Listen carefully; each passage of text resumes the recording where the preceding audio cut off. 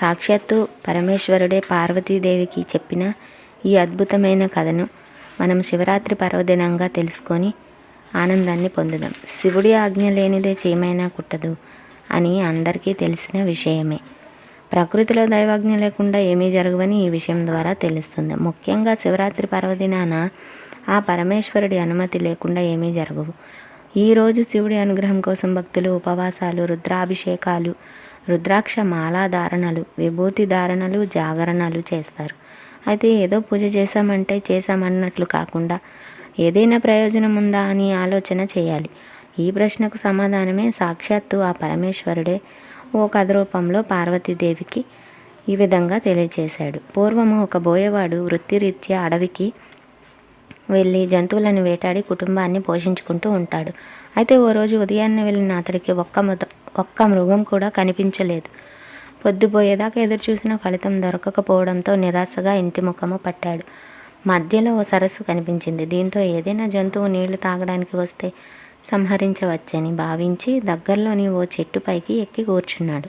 అతడికి ఊతపదంగా శివశివ అనటం అలవాటు. అది మంచి అయినా చెడైనా అతనికి తెలియదు.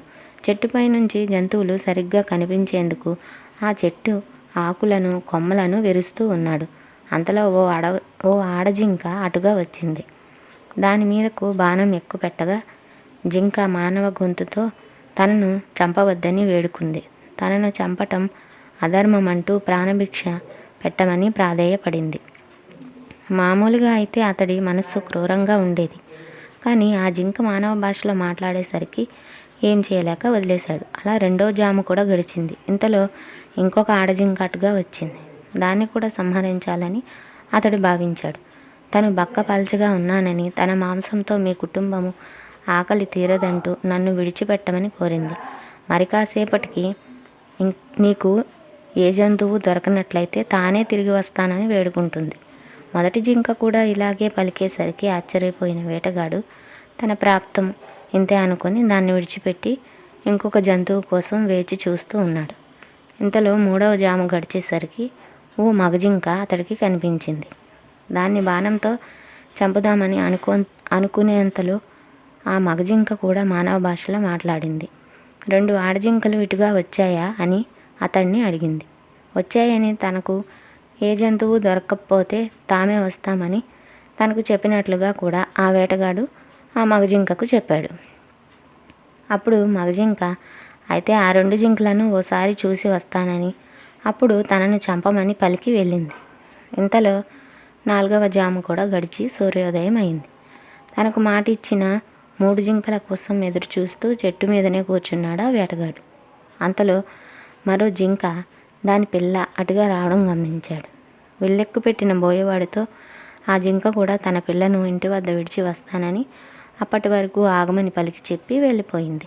మరికొంతసేపటికి ఈ 4 జింకలు బోయవాడికి ఇచ్చిన మాట ప్రకారము వచ్చి సత్యనిష్టతో తనను చంపమంటే తనను చంపమని ప్రాధేయపడ్డాయి. ఆ జింకల సత్ప్రవర్తన ఆ వేటగాడిలో మార్పు తీసుకొని వచ్చింది. రాత్రంతా అతడు కూర్చున్నది మారేడు చెట్టు మీద కావటము, అతడికి తెలియకుండానే శివనామ స్మరణ చేయటము, తన చూపునకు అడ్డు వచ్చిన మారేడు ఆకులను కోసి కింద పడేశాడు. ఆ చెట్టు కిందనే ఓ పాత శివలింగం ఉండటం వల్ల ఆ మారేడు దళాలు లింగంపై పడ్డాయి. అతను చేసిన శివార్చన దీంతో మారేడు దళ పూజా ఫలితాన్ని ఇచ్చింది. 4వ జాము వరకు మెలకువతో ఉన్నాడు కాబట్టి జాగరణ ఫలితం కూడా కలిసి వచ్చింది. ఆ బోయవాడు ఎంత క్రూరుడైనప్పటికీ ఈ పుణ్యకార్యం వల్ల అతని మనసు నిర్మలమైంది. పైగా ఆ జింకల సత్యనిష్ట అతన్ని పూర్తిగా మార్చివేసింది. శివరాత్రి పర్వదినము అని తెలియకపోయినా అనుకోకుండా చేసిన పూజా ఫలం వల్ల అతడు హింసను విడనాడాడు. జింకలు తమ సత్యనిష్టతో పరమేశ్వర అనుగ్రహం పొంది మృగశిర నక్షత్రంగా మారాయి. వేటగాడు ఆ నక్షత్రానికి వెనుక ఉన్న ఉజ్వలంగా ప్రకాశిస్తూ ఉన్న లుబ్ధకా నక్షత్రం అనే పేరుతో నిలిచిపోయాడు. హింసను చేయాలనుకున్నప్పుడు క్షణకాలం ఆగి ఆలోచిస్తే మనసు దాని నుంచి మరలుతుంది. జింకలను చంపటంలో కాలయాపన చేసిన బోయవాడు చివరకు అహింసావాదిగా మారాడు.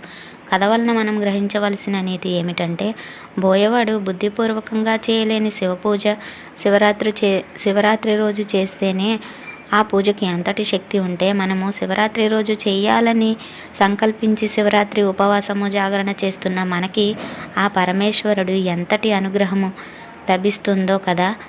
ఈ కథను విన్నా ఎంత పుణ్యమో, అటువంటి ఈ కథను చెప్పినా నాకు మరింత పుణ్యము.